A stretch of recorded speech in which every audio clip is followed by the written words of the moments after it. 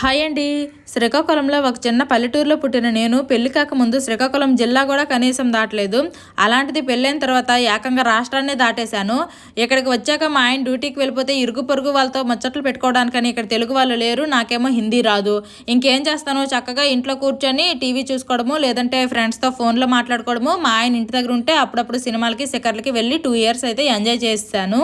ఆ తర్వాత మాకు 2 కలవల పిల్లలు అయితే పుట్టారు. వాళ్ళతోనే ఒక 3 సంవత్సరాలు అయితే మాకు టైం పాస్ అయిపోయింది. వాళ్ళకి స్కూల్లో జాయిన్ చేసిన తర్వాత నాకు కొంచెం టైం ఉండేది. ఆ టైంలో యూట్యూబ్ ఛానల్ స్టార్ట్ చేద్దామా అని మా ఆయనకి అడిగితే సరే అనుకొని ఒక 6 నెలలు మా ఆయన కాలం గడిపేశారు.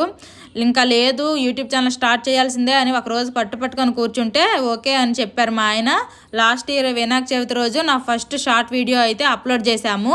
మా ఆయన సపోర్ట్తో, మీ అందరి అభిమానంతో ఇప్పటికీ 1,00,000 మంది యూట్యూబ్ ఫ్యామిలీ అయితే అయ్యాము. ఇలాగే ఇంకొందరు కూడా మన ఫ్యామిలీలో మెంబర్స్ అవ్వాలని కోరుకుంటున్నాను.